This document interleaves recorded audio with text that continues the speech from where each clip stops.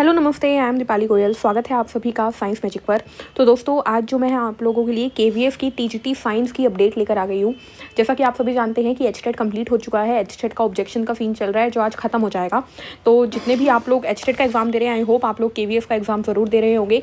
और केवीएफ की main update मैं आपको अभी दे देती हूँ, और साथ ही साथ मैं आपको साइंस का जो सिलेबस है वो बता देती हूँ। केवीएफ में देखिए, आपने बहुत सारी वीडियोस देख ली होंगी अभी तक। पैटर्न आपको पता लग चुका होगा, डेट आपको पता लग चुकी होगी, सब कुछ आपको पता लग चुका होगा। बट मुझे मेरा मेन मोटिव है कि आपको टीजीटी साइंस का सिलेबस बता दूँ।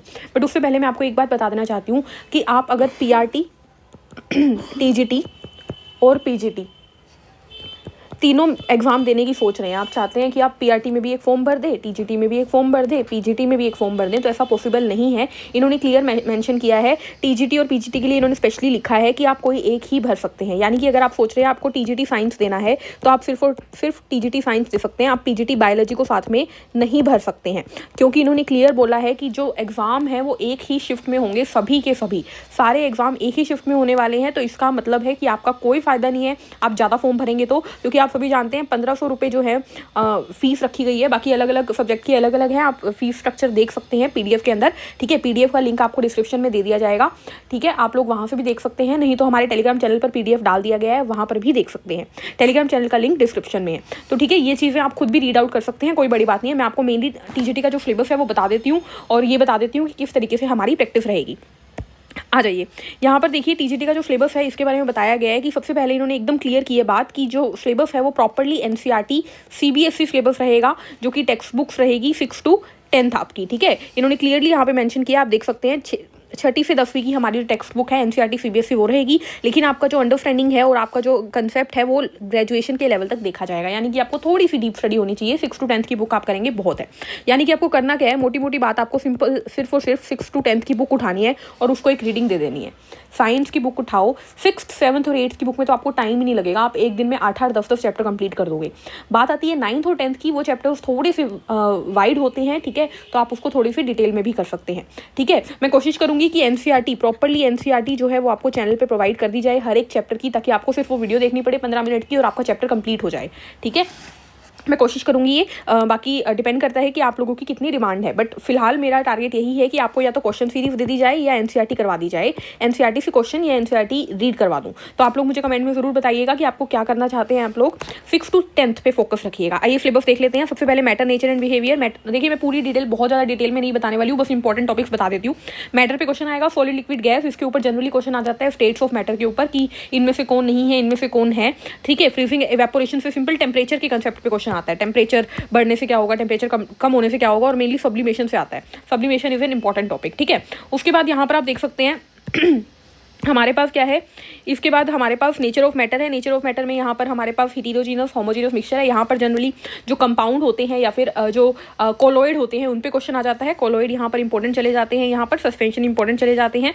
ठीक है, उसके बाद एटम एंड मॉलिक्यूल, इनके लो हैं, इनको लो को इतना ज़रूरी नहीं है आपको करना। आइसोबार, आइसोटोन वगैरह यहाँ पे मैं आपको पढ़ा दूंगी, उनसे बहुत इंपॉर्टेंट क्वेश्चन बन जाते हैं। इलेक्ट्रॉन, प्रोटॉन, न्यूट्रॉन में वैलेंसी से क्वेश्चन आ जाता है। Atomic number, mass number, isotope, isobar, देखिए यहाँ पर लिखा गया, इनसे क्वेश्चन आ जाता है। ठीक है, उसके बाद हम देखिए केमिकल रिएक्शन। अगला चैप्टर हमारे पास केमिकल रिएक्शन आपको नजर आ रहा है। तो इसके अंदर बैलेंस करनी कि एक रिएक्शन को बैलेंस कैसे करना है। सिंपल आपको रिएक्शन दी होगी और पूछा जाएगा कि इतने ग्राम में ये करना है, तो आपको बैलेंसिंग जरूरी है आनी। ठीक है, endothermic, exothermic reaction, oxidation, reduction, ये आपको करना होगा। एसिड बेस एंड सोल्ट में जनरल आपको मेन आपको चीज़ ये पता होनी चाहिए, पीएच स्केल के बारे में पता होना चाहिए, और आपको पता होना चाहिए कि कौन कौन से एसिड कहाँ कहाँ पे मौजूद होते हैं, कौन कौन से बेस कहाँ कहाँ पे मौजूद होते हैं, और उनका फॉर्मूला। जैसे कि सीधे पूछ लेते हैं कि CaO, Cl2 किसका फॉर्मूला है, तो आपको पता होना चाहिए कि ये किसका फॉर्मूला है। ठीक है, इस तरीके से क्वेश्चन आते हैं जनरल से। ठीक है, मेटल एंड नॉन मेटल में मेनली आपको यही पता होना चाहिए कौन सा लिक्विड मेटल होता है, कौन सा लिक्विड नॉन मेटल होता है, कौन सा मेटल कंडक्ट, कौन सा नॉन मेटल इलेक्ट्रिसिटी कंडक्ट नहीं करता। ये सीधी मेनली आपको यहाँ पर एक्सेप्शन पे फोकस करना होता है। एक्सेप्शन से क्वेश्चन आते हैं। ठीक है, क्योंकि जो आम बिहेव करता है वो तो आम ही रहता है ना, बाकी चीज़ों पे क्वेश्चन आते हैं। कोरोजन से क्वेश्चन आ जाते हैं। ठीक है, कोरोजन के अंदर आपके पास लोहे से क्वेश्चन आने के साथ साथ सिल्वर और कॉपर के भी आ जाते हैं। ठीक है, कि सिल्वर काला क्यों हो जाता है, कॉपर हरा क्यों हो जाता है, ये वाले क्वेश्चन। कार्बन का कंपाउंड इंपॉर्टेंट चैप्टर है। कार्बन के कंपाउंड से बहुत सारे क्वेश्चन बनते हैं। ये पूरा का पूरा चैप्टर हम डिटेल में डिस्कस करेंगे। ठीक है, detail in the sense main topic करेंगे, वो भी शॉर्ट फॉर्म में, ठीक है। सेल जो चैप्टर है बहुत ही इजी चैप्टर है, बहुत ही उम्दा चैप्टर है, ज़्यादा टाइम भी नहीं लगेगा और आप लोगों को समझ भी बहुत आसानी से आएगा। तो सेल भी हमारा इंपॉर्टेंट टॉपिक्स में आ जाता है। देन आ जाता है टिश्यू, ऑर्गन सिस्टम। तो यहाँ पर प्लांट टिश्यू और एनिमल टिश्यू है। खुद के बारे में जानना सभी को पसंद होता है, तो एनिमल्स के बारे में जब हम स्टडी करेंगे आपको मजे ही आएंगे। प्लांट टिश्यू की बात आती है वहाँ पर थोड़ा बोरिंग आ जाता है, लेकिन प्लांट टिश्यू टफ नहीं है बिल्कुल भी, मैं आपको क्लियर कर दूँ। लाइफ प्रोसेस अगेन हम खुद के बारे में जानेंगे, हमारे अंदर डाइजेशन, हमारे अंदर रेस्पिरेशन, हमारे अंदर ट्रांसपोर्टेशन, हमारा दिल, हमारा एक्सक्रीटरी सिस्टम, ये सब कुछ हमें खुद के बारे में और प्लांट्स के बारे में जानना है। इजी है topic. Control and coordination in plants and animals थोड़ा बिग चैप्टर है, ठीक है, और थोड़ा नींद वाला चैप्टर भी है, इसमें थोड़ी बोरियत हो जाती है, बट इसको भी हम अच्छे से करेंगे और इसकी सिर्फ वही चीज़ें पढ़ेंगे जो हमारे काम आए, ठीक है। रिप्रोडक्शन चैप्टर है, रिप्रोडक्शन के बारे में आपको पढ़ा दिया जाएगा आराम से। हेरिडिटी एंड इवोल्यूशन तो बनते ही 3-4 टॉपिक से क्वेश्चन है, वो 3-4 टॉपिक आपको करवा दिए जाएंगे, ठीक है। मेनली मेंडल से ही क्वेश्चन बनते हैं या टेस्ट क्रॉस से बनते हैं क्वेश्चन, ठीक है। इवोल्यूशन के कौन है जनक एंड ऑल, इनसे ही क्वेश्चन बनते हैं। फिर आ जाता है मोशन टॉपिक, मोशन आ जाती है फिजिक्स में, तो यहाँ से न्यूमेरिकल्स आ जाते हैं। वेलोसिटी टाइम ग्राफ से बॉल फेंकी तो क्या होगा, गन वाले क्वेश्चन आ जाते हैं, इनसे बहुत जनरल क्वेश्चन आते हैं, ठीक है। तो उसके बाद क्या है, force and Newton law. Force and Newton law तो मेरा फेवरेट टॉपिक है, बहुत ही आसानी से हो जाएगा। 3 लो करने हैं आपको सिर्फ और सिर्फ। ग्रेविटेशन चैप्टर है, इसमें आपको 3-4 फॉर्मूला पता होना चाहिए, उन्हीं से क्वेश्चन आता है। आपको पता होना चाहिए कि ग्रेविटी ऑफ मून क्या है, ग्रेविटी ऑफ अर्थ क्या है, बस वहीं से क्वेश्चन आएंगे, ठीक है। बस इसमें हम मेनली प्लैनेट्स के बारे में थोड़ा ज़्यादा स्टडी कर लेंगे, क्योंकि प्लैनेट से आजकल क्वेश्चन बहुत ज़्यादा आने लगे हैं। फ्लोटेशन से अगेन यहाँ पर भी आपको सिर्फ और सिर्फ फॉर्मूला पता होना चाहिए, फॉर्मूला से आप क्वेश्चन निकाल लेंगे। वर्क एनर्जी पावर, यहाँ से भी बहुत ईजी क्वेश्चन आते हैं। Again law of conservation of momentum और एनर्जी से ही क्वेश्चन देखने को मिलते हैं। साउंड अगेन बहुत ही सिंपल टॉपिक है, इससे थ्योरी टाइप क्वेश्चन आता है, वो आपको करवा दिया जाएगा, बहुत ही आराम से आप लोग कर पाएंगे ये, ठीक है, क्योंकि साउंड काफ़ी इंटरेस्टिंग टॉपिक है ये, ठीक है। इसके बाद हमारे पास आ जाता है हमारा अगला topic effect of current. Current के बारे में पढ़ेंगे यहाँ पर। देखिए आप देख पा रहे हैं 9th-10th का ही सिलेबस है सारा, कोई बड़ी बात नहीं है। थोड़ा बहुत 11th-12th को टच करेगा ये, वो मैं करवा दूंगी आप लोगों को। इलेक्ट्रिक करंट में ओम्स लॉ पे क्वेश्चन आ जाता है, ठीक है। यहाँ पर सबसे इंपॉर्टेंट टॉपिक यहाँ पर रेजिस्टेंस और रेजिस्टिविटी है, यहाँ से क्वेश्चन डेफिनेटली आता है।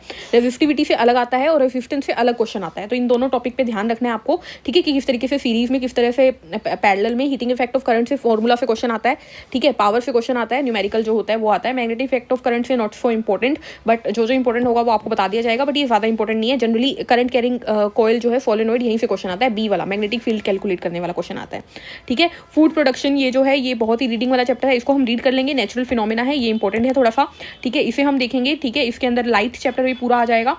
उसके बाद आ जाता है हमारा our environment. Our environment very very very important chapter, क्योंकि इससे ओजोन से भी क्वेश्चन आता है, ग्लोबल वार्मिंग से भी क्वेश्चन आता है, ठीक है। तो इससे काफ़ी क्वेश्चन आ जाते हैं। स्मोक से क्वेश्चन आता है, smoke is the very most important topic, ठीक है। तो स्मोक से क्वेश्चन आ जाता है, तो ये डिस्कस कर लेंगे। तो इस तरीके से ये हमारा पूरा का पूरा सिलेबस रहेगा। जल्द ही हम क्लासेस शुरू करेंगे। बाकी आप लोग मुझे बता दीजिए कि आप लोग NCERT लाइन टू लाइन तो नहीं, बट हर एक चैप्टर को इंपॉर्टेंटली 15 मिनट में हर चैप्टर कंप्लीट कराने की मैं कोशिश करूँगी। आपको उस तरीके से NCERT करनी है या उनकी क्वेश्चन सीरीज लेनी है, ठीक है। तो आप लोग मुझे कमेंट करके जरूर बताइएगा। मिलेंगे नेक्स्ट वीडियो में, तब तक के लिए हंसते रहिए, मुस्कुराते रहिए, और आई होप आप लोगों को KVF की डिटेल्स तो मिली गई होंगी। अगर नहीं मिली और आपको वो चाहिए तो आप वो भी मुझे कमेंट में बता सकते हैं।